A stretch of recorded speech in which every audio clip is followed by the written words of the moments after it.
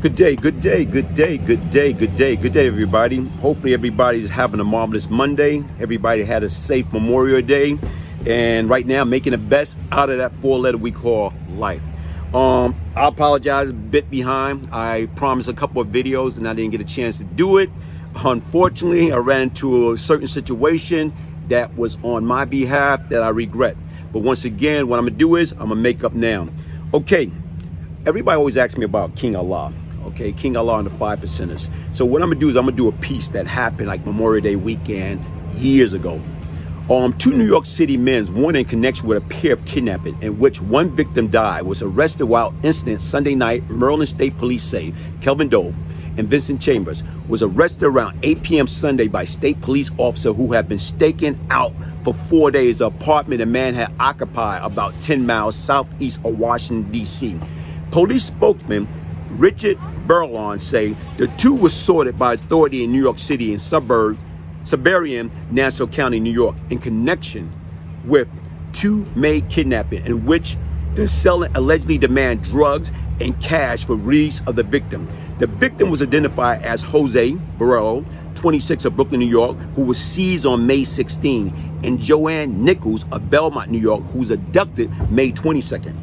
Burlon say that after Borrello was kidnapped, his assailant negotiated with Borrello's father, demanding 10 kilos of coke and $50,000 for his return. Negotiation broke down several days later, and Borrello's body was found May 19 in Queens. Ms. Nichols released safely after her family paid a $77,000 ransom. Burlon say Nassau County official told him. The Maryland State Police was notified early this week by New York City Police and Nassau County official that Dove and Chambers was in that area. Burlon say Dove and Chambers surrendered while incident at that apartment in 6500. Folks, look at that. Okay, here it is right now. Is you look at Kelvin Dove. Kelvin Dove is King Allah. King Allah is, a figure that grew up in New York and he had a hell of a reputation. Highly intelligent brother. The difference is right now is he wasn't that big as far as size, but he was big in his mind because he was able to utilize his mind to basically get what he wanted and manipulate people and built a strong army. So sit back and think about it. When you're able to use your education and your belief system and you can manipulate other individuals that's part of your group, you're powerful. You're powerful in so many different ways that people don't even imagine. So what he was able to do, put together a team. And right now what he did is he went after drug dealers. You know what? Desperate people do desperate things. So people say, well, why would he go after a guy like Lorenzo Fat Cat Nichols? And to me, like, you know what? Everybody try to figure that out. Even I try to figure out. But then again, as you get older and you start understanding why he would go after Fat Cat, number one, he knew Cat. And the difference is right now, he knew Fat Cat was younger than him. So a lot of times older guys think they smarter than younger guys, so they go after him. Take one picture of King Allah right here. That's him right there years ago. Right now is like, wow. Like he was selling newspaper, okay? He was selling newspaper for the Nation of Islam, all right? Here you go again.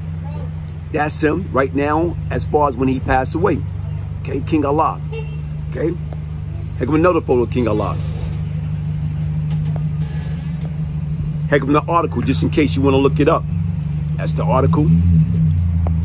And here's Fat Cat and his wife Mousy. Okay, so when you look at that, desperate people do desperate things. So he figured Cat was in jail. Cat had a powerful organization. Cat was worth millions. So what he wanted to do is, how do he tap into those millions? How do he go after somebody he felt illegal, that they don't have no reason or they won't contact the police? So that's what he went after. And this so happened when you go after people, their family got involved. Because once again, here it is, Mousy family, her mother and dad put up $77,000 cash to get him back. What I'm gonna do at this present time, I'm gonna take time and read an excerpt from this book, Beyond Lucky, okay? And they go like this. Wow, I was back in Brooklyn House during Memorial Day weekend of May 1987. Channel 7 News flashed a lady picture on the screen. I thought the woman looked familiar. With Fat Cat still in prison, the competitions thought it was a good time to take advantage of the situation. On a weekend prior to Memorial Day 1987, a lady left her home in Elmont, Long Island Okay, she was driving her brand new sports Mercedes-Benz, going shopping to prepare for several cookout for Memorial Day weekend when she was pulled over by two individuals posing as New York City detectives. They was driving an unmarked car, supposedly investigating the murder of her husband, you know what I'm saying, Lorenzo Nichols, former parole officer, the late Bryant Rooney. This innocent woman was Joanne Mousy Nichols, the wife of Lorenzo Fat Cat Nichols. And for that, she was kidnapped off the street of Long Island in broad daylight. She was blindfolded and placed in the back of a dark color van with no window. She was tied up and taken to an unknown abandoned building in Brooklyn for several days. Okay, she was still blindfolded and she was tied to a wooden chair, guarded by a large, vicious, rolling pit bull. She was told on numerous occasions that if their demand was not met, they was going to have the pit bull bite up her breast, one breast at a time before they kill her. Mousy was more horrified by the thought of not ever seeing her kids, parent, family, and friends, and a good chance that her family would never find her body to give her a proper funeral. This was a bad move. Street rule 101. Never kidnap someone, involve their parent who have nothing to do with the street. However, this rule was occasionally broken when whole family had to pay for one family effort. The kidnapper made contact with Mousy family and struck them on their demand, which included a healthy ransom and instruction that no law enforcement involved. Once again, folks, sit back and think about it. Here it is right now. Her parents legit, law-abiding taxpayer. So what are they going to do? The kidnapper got in contact. Cat got the word. He was able to basically talk them through Prince. Gerald Prince Miller is Supreme, you know what I'm saying, nephew. And he was in charge at the time. And he was a person that Cat trusted at the time. And he was part of the round table. So he negotiated. He went back and forth with the kidnapper. Okay, he got 77,000 cash during Memorial Day weekend. Sit back and think about it. All banks are closed.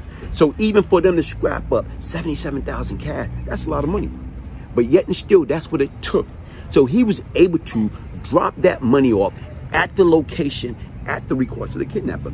And what wound up happening? They released him. Look at the other guy they kidnapped. And they wanted 10 keys of coke and $50,000. Guess what? They didn't get that, so they killed that guy. So most likely, if they didn't get anything from Fat Cat or her family, guess what? Chances are she would have been dead. And this story goes deeper than the original surface because once again, once they got picked up, and what King Allah was telling his people, listen, don't worry about it. She's not coming to the grand jury. Right now is, guess what? Based upon who Fat Cat is, nothing going to happen to us. He's not going to allow his wife to use the judicial system against us. He going to want to get us on the street. So what happened was they sat in Nassau County. They got extradited from Maryland back to Nassau County, and they was wrong. Because once again, you know what? Mousy did went to the grand jury and testify and got them indicted. Mousy did attend different hearings. Okay, so now these guys panicking, and being that they panicking, they start doing off the wall stuff. So being that after the kidnapping, Mousy left. Her and her family relocated out of state. So King Allah, what he did was he devised a plan, and what he did was he sent an express package by the U.S. mail.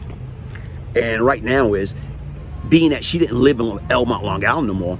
That package went to her new location, okay? And when it got there, and she opened the box, our family member, they opened the box. It's supposed to be like a jury case. And with that jury case being open, they open the jury case, you thinking like, whoa, wait a minute, who sent me jury? So she opened that velour jury case, and as she opened it, she see a dead mouse.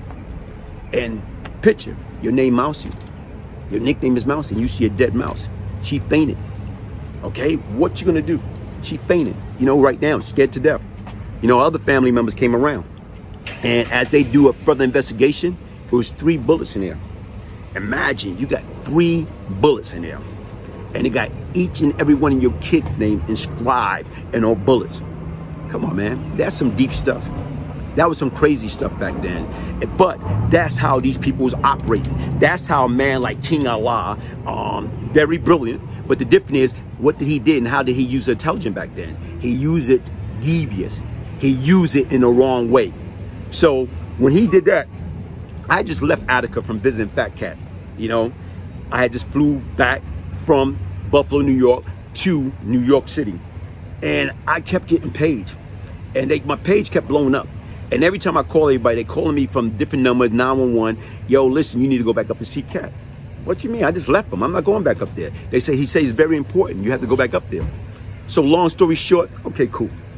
The next day, I went back to the airport, flew up to Buffalo, took a limousine, went to Attica to see him.